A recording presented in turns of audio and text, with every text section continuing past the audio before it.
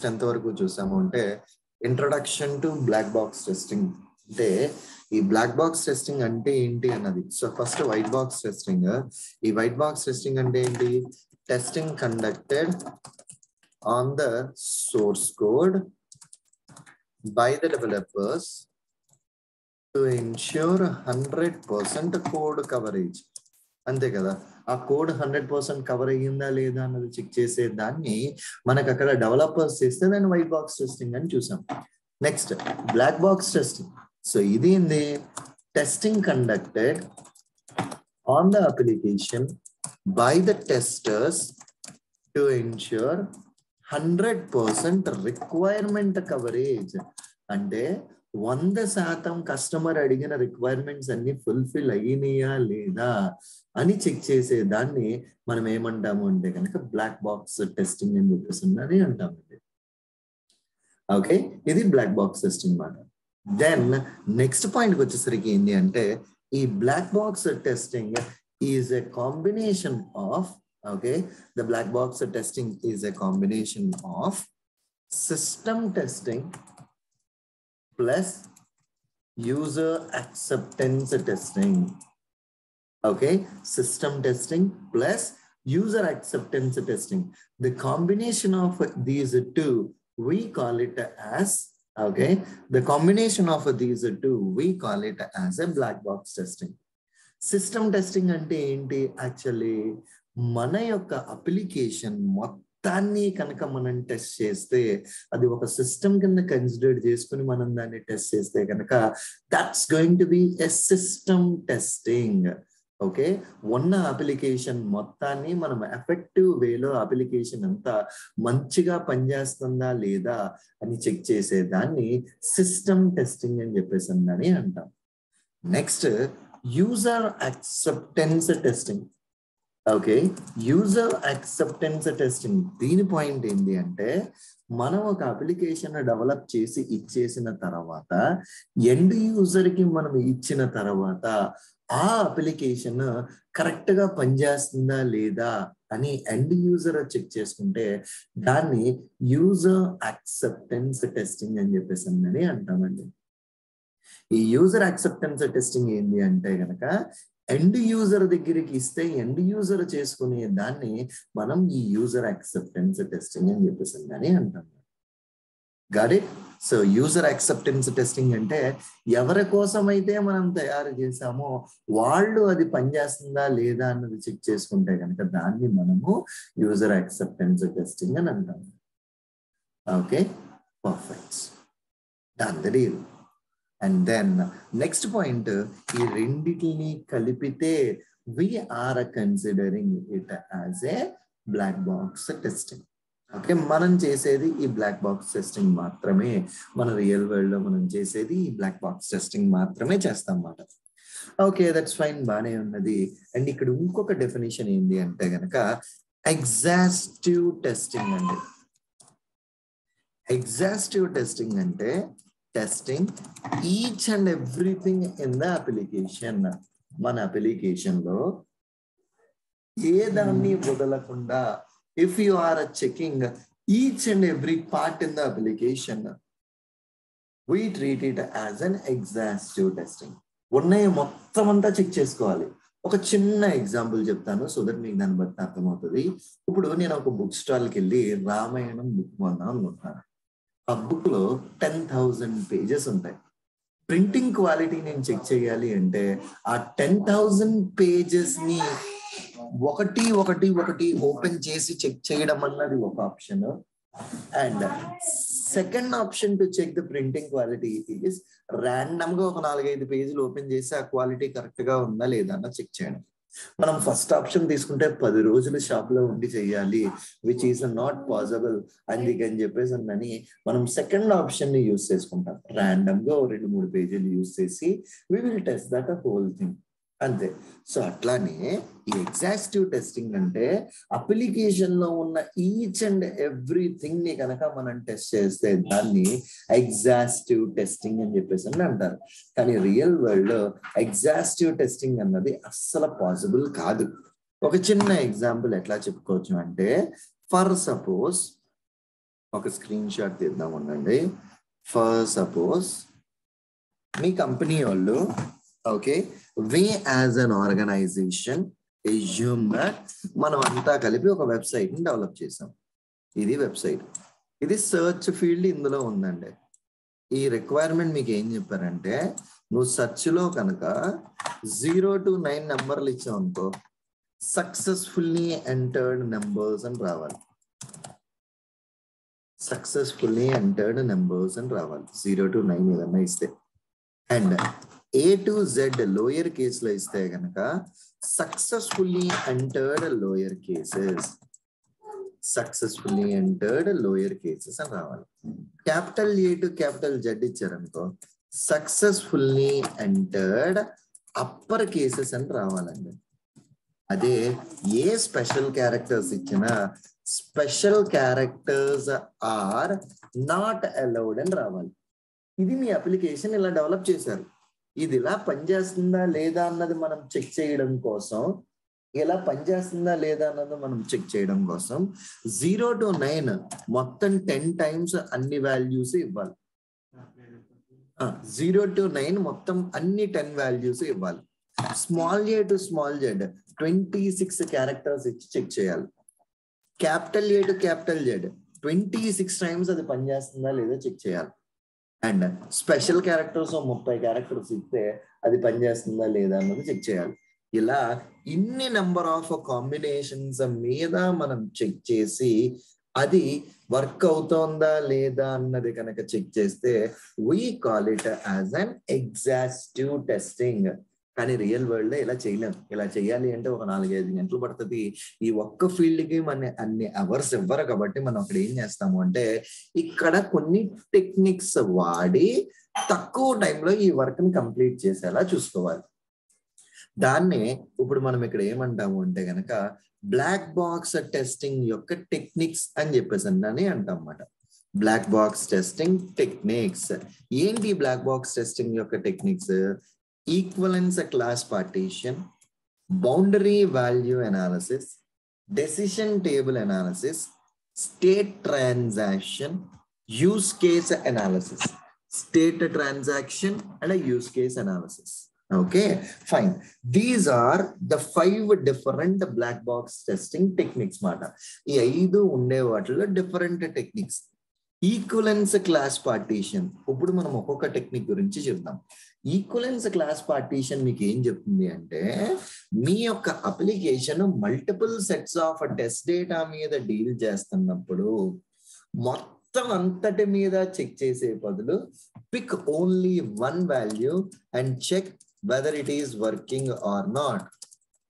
అంటే ఇప్పుడు ఇందాక ఎగ్జాంపుల్ లోనే 0 to 9 నువ్వు 10 సార్లు ఇచ్చినా ఒకటే ఫీల్డ్ వస్తుంది అని తెలిసినప్పుడు 10 సార్లు ఆ వాల్యూ ఇచ్చే బదులు ఏదో ఒక నెంబర్ ఇచ్చి డైరెక్ట్లీ చెక్ చేస్తే కనుక that if it is working then it's really good enough, which we are calling it as okay, which we are calling it as an equivalence class partition technique.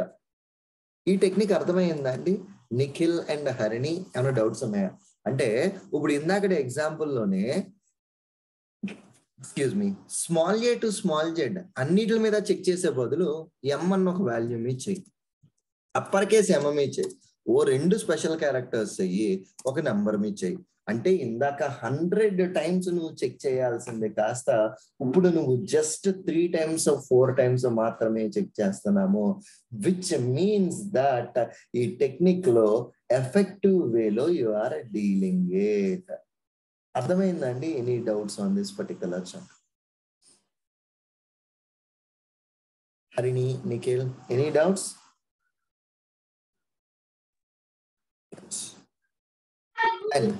ఏం లేదండి doubts. Yeah cool. And then equivalence class partition technique మొత్తం ఇలాగే చెప్తుంది. ఏంటి అంటే మీ application మీద test చేయాల్సిన డేటాని గ్రూపుల కింద ఐడెంటిఫై చేసుకో. గ్రూప్ మొత్తంలో ఒకటే అవుట్పుట్ వచ్చేలాగా గ్రూప్ ని ఐడెంటిఫై చేయి. గ్రూప్ మొత్తానికి ఒకటే అవుట్పుట్ ఉండాలి, మల్టిపుల్ అవుట్పుట్స్ ఉండకూడదు. అట్లా నువ్వు ఒక్కొక్క గ్రూప్ ని ఐడెంటిఫై చేసి check on that particular group. Directly ఆ గ్రూప్ మీద పనిచేస్తుందా లేదా, గ్రూప్ మొత్తంలో ఒక వాల్యూ మీద పనిచేస్తే మొత్తం గ్రూప్ లో ఏ వాల్యూ ఇచ్చినా దాని మీద పనిచేస్తుంది అనమాట. Okay, that's it. That's as simple as it. Okay, that's as simple as it madam. That's it. Perfect. Okay, good enough. Done the deal.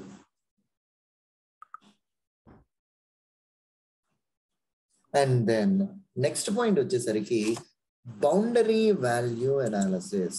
ఈ బౌండరీ వాల్యూ అనాలిసిస్ ఏం చెప్తుంది అంటే, మీ రియల్ వరల్డ్ లో మీ ప్రాజెక్ట్ మీద పనిచేస్తున్నప్పుడు డెవలపర్లు బౌండరీ కండిషన్స్ లో చాలా ఇష్యూస్ చేస్తారు. అట్లా బౌండరీస్ లో ఇష్యూ ఉన్నప్పుడు మనం ఎఫెక్టివ్ గా చెక్ చేయాలి అని. ఏంటి దీని యొక్క మీనింగ్ ఏంటి, కొంచెం డీటెయిల్స్ ఇన్ డెప్త్ పాయింట్ కనుక ఈ బౌండరీ వాల్యూ అనాలిసిస్ గురించి మనం స్టడీ చేస్తే, ఇప్పుడు ఫర్ సపోజ్ హరిణి అన్నారు, ఆమె వైజాగ్ లో బ్యాంకింగ్ పోర్టల్ ఒకటి లోన్స్ ఇద్దాము అన్న ఒక ప్లాన్ ఉంది ఆమెకి. సిటీలో మొత్తం అంతా ఒక సర్వే కండక్ట్ చేస్తే ఆమెకి ఏం తెలిసింది అంటే, సిటీలో 90% ఆఫ్ ద పీపుల్ కి శాలరీ 10,000 రూపీస్ ఉంది per month. 5% of the people కి గ్రేటర్ దాన్ 10,000 ఉన్నది. అండ్ ఇంకా 5% ఆఫ్ ద పీపుల్ కి లెస్ దాన్ 10,000 ఉన్నదండి. అంటే ఆమె యొక్క టార్గెట్ ఏంటి అంటే, ఆమెకి ఈ 10,000 కానీ అంతకంటే ఎక్కువ ఉన్న వాళ్ళకి కానీ లోన్ ఇవ్వాలి అన్నది ఆమె రిక్వైర్మెంట్. హర్ని అప్పుడు ఈ 5% వాళ్ళని వదిలేశారు ఆమె. ఈ రిక్వైర్మెంట్ తీసుకెళ్లి కస్టమర్ కి మన డెవలప్మెంట్ కంపెనీకి ఇచ్చారు, వాళ్ళు డెవలప్ చేశారు.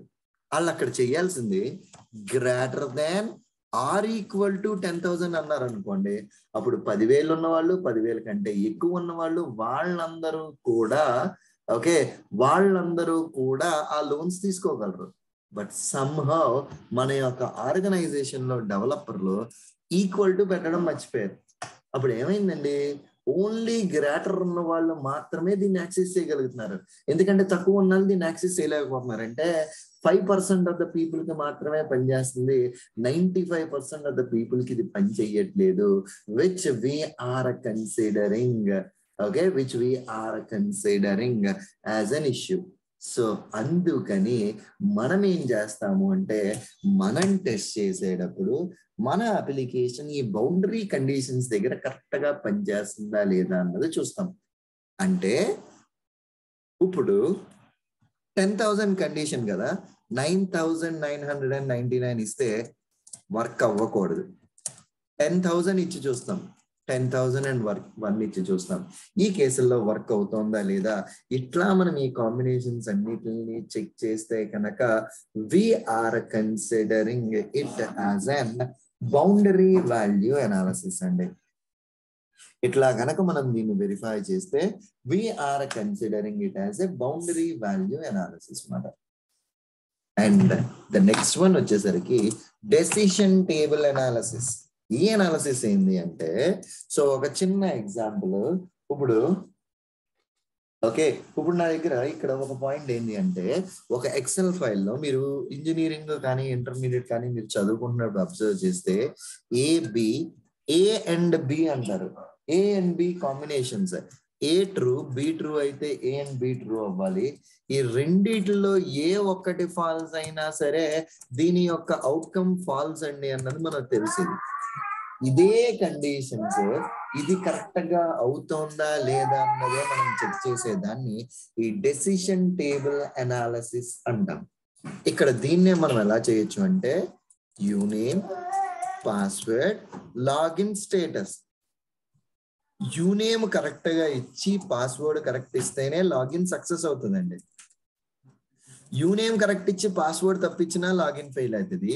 ఈ రెండిట్లో ఏ ఒక్కటి తప్పించినా సరే లాగిన్ అన్నది ఫెయిల్ అవుతుంది. ఈ డెసిషన్ టేబుల్ అనాలిసిస్ ని ఇక్కడ అప్లై చేస్తాం. మనం రియల్ వరల్డ్ లో మనం ప్రాజెక్టుల మీద వర్క్ చేసేటప్పుడు ఈ డెసిషన్ టేబుల్ అనాలిసిస్ ని మనం కన్సిడర్ చేసుకుని we need to write down our test cases and we need to test the application accordingly. అలా మనం వాటిని కన్సిడర్ చేసుకుని మనం వాటిని టెస్ట్ చేయాలండి. అర్థమైందండి? Or any doubts on this? Everyone?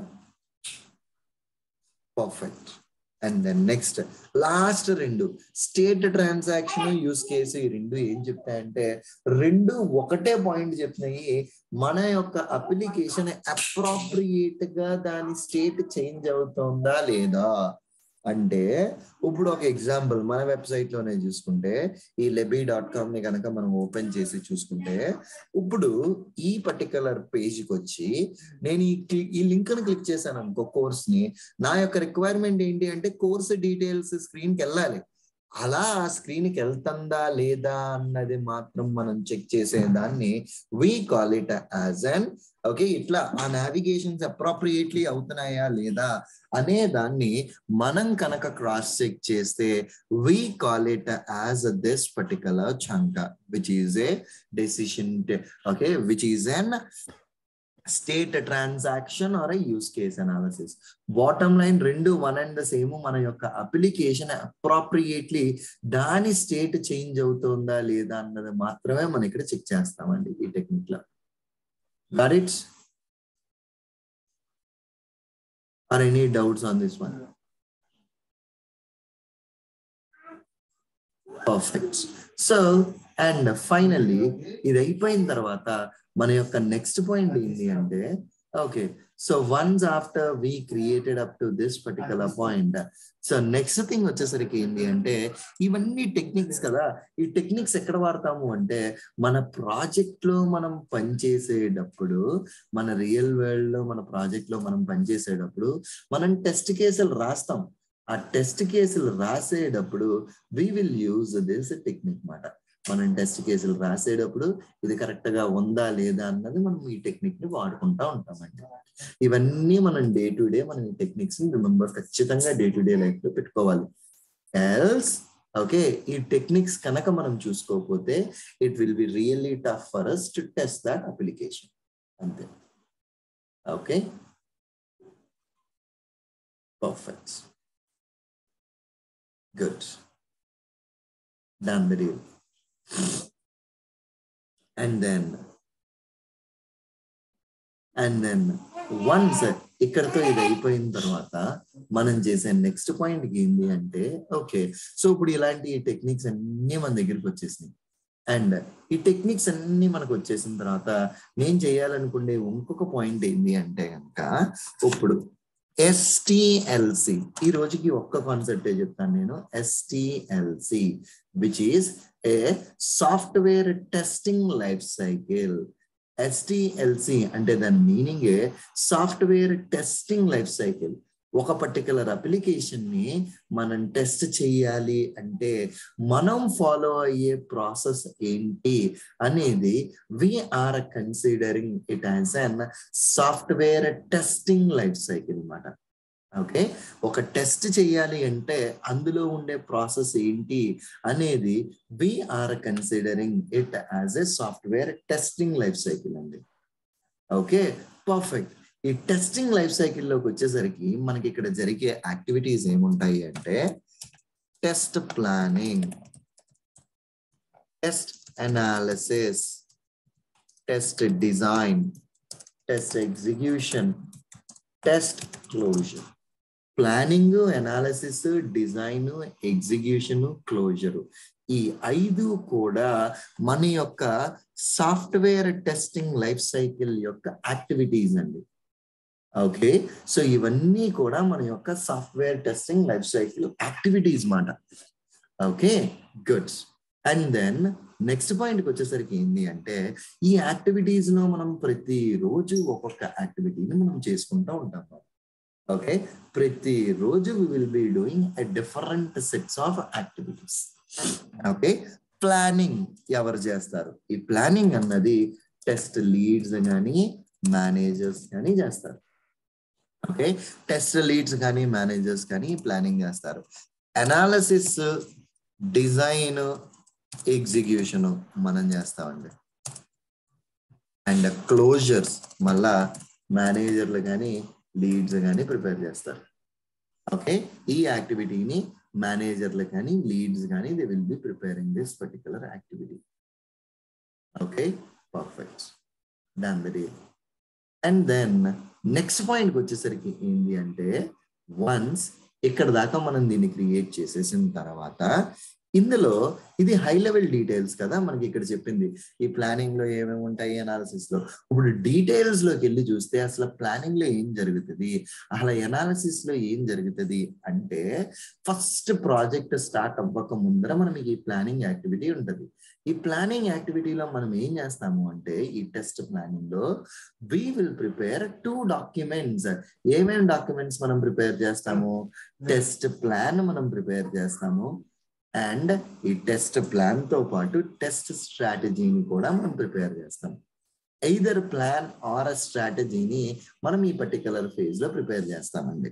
Okay, ఈ ప్లానింగ్ ఫేజ్ లో test plan oblique test strategy అన్నదాన్ని మనం ప్రిపేర్ చేస్తారు ఈ మేనేజర్లు.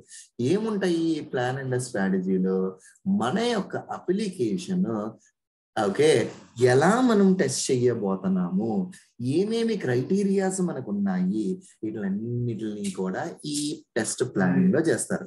What to test, how to test, okay ఏమేమి టెస్ట్ చేయాలి, ఏమేమి టెస్ట్ చేయకూడదు, ఎంతమంది రిసోర్సులు దీని మీద పనిచేస్తారు, ఈ డీటెయిల్స్ అన్ని కూడా ఈ ప్లానింగ్ లో పెడతారు అనమాట. టెస్ట్ ప్లాన్ కానీ టెస్ట్ స్ట్రాటజీ కానీ 2 రకరకాల డాక్యుమెంట్స్. మన ప్రాజెక్ట్ రిక్వైర్మెంట్ కి తగ్గట్టుగా ఏదో ఒక డాక్యుమెంట్ వాడతారు. ఈ మధ్య కాలంలో టెస్ట్ స్ట్రాటజీ అన్న డాక్యుమెంట్ ఎక్కువ వాడుతున్నారు. ఈ టెస్ట్ ప్లాన్ అన్న డాక్యుమెంట్ ఏంటి అంటే కనుక మీకు ఒక వర్డ్ డాక్యుమెంట్, స్ట్రాటజీ అన్నది ఒక పవర్ పాయింట్ ప్రెజెంటేషన్. సో అందుకని జనాలు పవర్ పాయింట్ ప్రెజెంటేషన్ ని ఎక్కువగా వాడుతున్నారు. బట్ టెస్ట్ ప్లాన్ అన్న టెంప్లెట్కి వెళ్తే టెస్ట్ ప్లాన్ ఎలా ఉంటది అంటే కనుక మీకు ఎవరు ప్రిపేర్ చేశారు, ఎవరు రివ్యూ చేశారు, ఎవరు అప్రూవ్ చేశారు, ఈ డీటెయిల్స్ అన్ని పెట్టి నెక్స్ట్ దాని తర్వాత ఫస్ట్ ప్రాజెక్ట్ గురించి బ్రీఫ్ ఇంట్రొడక్షన్, మనకి కస్టమర్ యొక్క ప్రాజెక్ట్ ఏంటి, కస్టమర్ యొక్క ప్రాజెక్ట్ డీటెయిల్స్ ఏంటి, అండ్ దాని తర్వాత scope, what needs to be tested అన్నదాన్ని ఇన్ స్కోప్ అంటారు. మనం ఏం టెస్ట్ చేద్దాము అనుకుంటున్నాము అన్నది ఇన్ స్కోప్, మనం టెస్ట్ చేయకూడదు అనుకున్నది అవుట్ స్కోప్ అన్నమాట. Ultimately in scope in the sense what needs to be tested, out scope in the sense అసలు మనం ఏమి టెస్ట్ చేయకూడదు అన్నదాన్ని మనం అవుట్ స్కోప్ లోకి కన్సిడర్ చేస్తాం. And then next in scope and out scope both are mandatory things for us అండి. Okay, ఖచ్చితంగా మనకి ఇన్ స్కోప్ అవుట్ స్కోప్ ఈ 2 కూడా mandatory things for us. Okay, మన యొక్క ప్రాజెక్ట్ నీడ్స్ ప్రకారం మనం ఈ ఇన్ స్కోప్ ని మనం ఈ అవుట్ స్కోప్ ని ఈ రెండింటిని ఖచ్చితంగా మనం లిస్ట్ డౌన్ చేస్తాం మనం. Okay good, done the deal. And then ఈ నెక్స్ట్ పాయింట్కి వచ్చేసరికి ఏంటి అంటే ఏ ఫీచర్స్ టెస్ట్ చేయాలి, ఏ ఫీచర్స్ మనం టెస్ట్ చేయకూడదు, అండ్ దాని తర్వాత మనం ఫాలో అయ్యే స్ట్రాటజీ ఏంటి, ఈ ప్రాజెక్ట్ మీద మనం ఫాలో అయ్యే స్ట్రాటజీ ఏంటి, బేసికలీ కస్టమర్కి ఏమి ఇవ్వాలి, డెలివరబుల్స్ ఏమేమి ఇస్తాము, ఎప్పుడెప్పుడు ఏ వర్క్ ఉంటుంది, ఏంటి ఎంట్రీ క్రైటీరియా అంటే మీరు టెస్టింగ్ ఎప్పుడు స్టార్ట్ చేయాలి, ఎగ్జిట్ క్రైటీరియా టెస్టింగ్ ఎప్పుడు స్టార్ట్ చేయాలి. మనం టెస్టింగ్ స్టార్ట్ చేయాలి అంటే రిక్వైర్మెంట్లు క్లియర్ గా ఉండి డెవలప్మెంట్ కంప్లీట్ చేసేసి డెవలపర్ యొక్క యూనిట్ టెస్టింగ్ అవన్నీ కంప్లీట్ చేసిన తర్వాత కోడ్ మీకు మూవ్ అయ్యింది అని చెప్పిన తర్వాత మాత్రమే we will test it మాట. That's what the entry criteria. Exit criteria ఏంటి అంటే మన టెస్టింగ్ కంప్లీట్లీ మనం అనుకున్న టెస్ట్ కేసులు రాసినవన్నీ అయిపోయి డిఫెక్ట్లు ఏమీ లేవు, మొత్తం అన్ని క్లీన్ గా ఉంది, అప్లికేషన్ కరెక్ట్ గా పనిచేస్తుంది అన్నప్పుడు we will stop that particular testing activity which is an exit criteria. Entry criteria ఏంటి, ఎగ్జిట్ క్రైటీరియా ఏంటి, వర్క్ ప్లాన్, అసలు మన యొక్క ప్లాన్ ఏంటి, రిసోర్సెస్ ఈ రిక్వైర్మెంట్ అనాలిసిస్ చేయడానికి ఎన్ని రోజులు పడుతుంది, టెస్ట్ కేసులు రాయడానికి ఎన్ని గంటలు పడుతుంది, ఎగ్జిక్యూట్ చేయడానికి ఎన్ని గంటలు పడుతుంది, ఈ డీటెయిల్స్ అన్ని. ఈ ప్రాజెక్ట్ మీద మనం పని చేయాలి అంటే మనకంటూ ఏమైనా ట్రైనింగ్స్ కావాలా, ట్రైనింగ్స్ కావాలి అంటే ఏమేమి టూల్స్ మీద మనకి ట్రైనింగ్ కావాలి, వాటి యొక్క డీటెయిల్స్ కూడా ఇక్కడ మనం మెన్షన్ చేస్తామండి. ఓకే, అండ్ ఎవరెవరు రిసోర్సులు ఈ ప్రాజెక్ట్ మీద పనిచేస్తున్నారు, ఓకే ఎవరెవరు ఈ రిసోర్స్ ఈ ప్రాజెక్ట్ మీద పనిచేస్తున్నారు, ఓకే అండ్ దెన్ వాళ్ళ యొక్క డెసిగ్నేషన్ ఏంటి, వాళ్ళ యొక్క రెస్పాన్సిబిలిటీస్ ఏంటి, మొత్తం డీటెయిల్స్ అన్ని we are going to update as part of this particular chunk అండి. Okay good enough. Any doubts అండి సో ఫార్?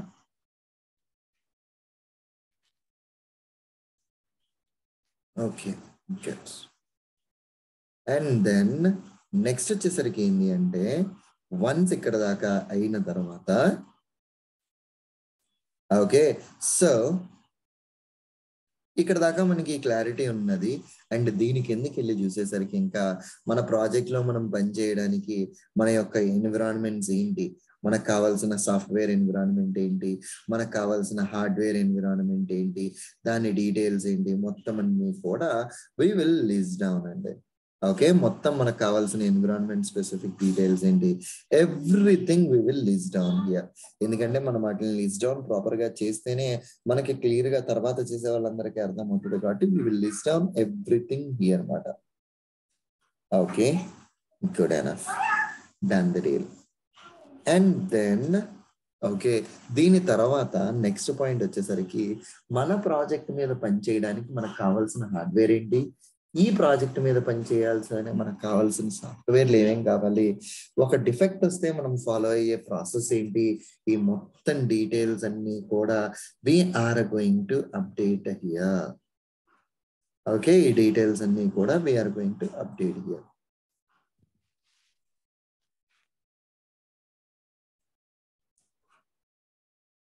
ఎనీ డౌట్స్ అండి?